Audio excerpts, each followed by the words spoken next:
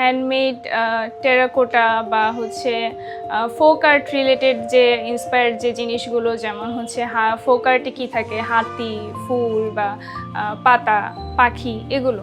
তো এগুলো রিলেটেড যেগুলো মানে এই জিনিসগুলো নিয়ে পেন্ডেন্ট নিয়ে কাজ করছি, এইগুলো দিয়ে পেন্ডেন্ট বানাই। তার পাশাপাশি ক্লে দিয়ে হচ্ছে রেজিনের কিছু জুয়েলারি নিয়ে কাজ করি।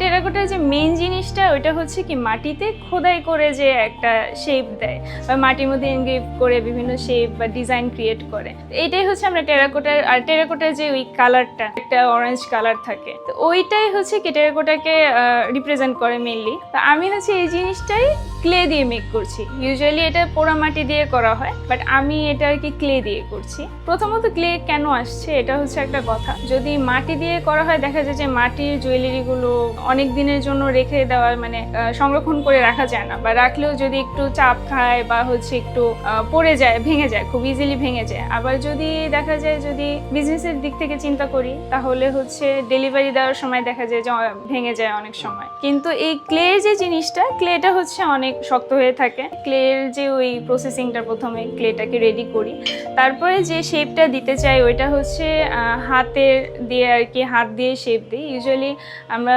টেপা পুতুল জানি, তো টেপা পুতুল যেভাবে আর কি বানায় হাত দিয়ে টিপে টিপে, তো সেম প্রসেসে আমার জিনিসগুলো এরকম হয় যে হাত দিয়ে টিপে টিপে বিভিন্ন শেপ দিই। প্রথমে প্রসেসিংটা আসলে শেখা বলা চলে ভিডিও দেখেই, আসলে যে আগে দেখতাম যে এরকম ক্লে দিয়ে পিন্টারেস্ট, আমি অনেক আগে থেকে পিন্টারেস্ট অনেক বেশি ঘাটাঘাটি করতাম, একটু মডার্ন টাইপের জুয়েলারি বানাই, একটু বোহো টাইপের জুয়েলারি বানাই। তো আমি হচ্ছে ওই সেম জিনিসটাই একটু টেরাকোটা বা একটু বাঙালি রিলেটেড ভাবে করতে চেয়েছি।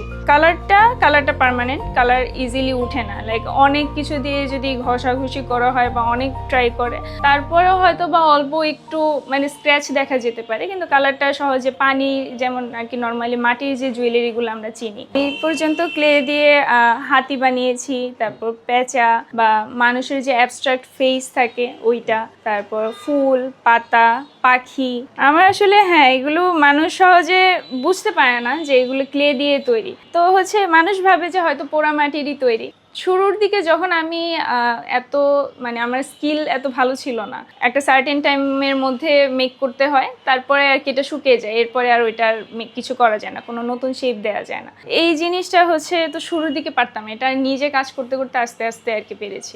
আমি নিজেকে একজন শিল্পী হিসেবে মনে করি, কারণ আমার এই কাজটা আমার ভালো লাগা থেকে কাজ করা। আমি সবসময় যে টেপা পুতুল যেভাবে হাত দিয়ে আর কি একদম টিপে টিপে একদম নিজে হাত দিয়ে শেপ দেয় ওরকম করা ট্রাই করি। এই জিনিসটা করতে অনেক সময় লাগে। আলহামদুলিল্লাহ এটার অর্ডারও অনেক বেশি পাই। দেখা গেছে যে কাজ করতে করতে মানে রাত থেকে সকাল হয়ে যাইতেছে, সকাল থেকে তারপর আমি কাজ কন্টিনিউ করছি, ওই দিন সন্ধ্যা হয়ে গেছে, তারপর আমি ওই কাজই করছি আর কি।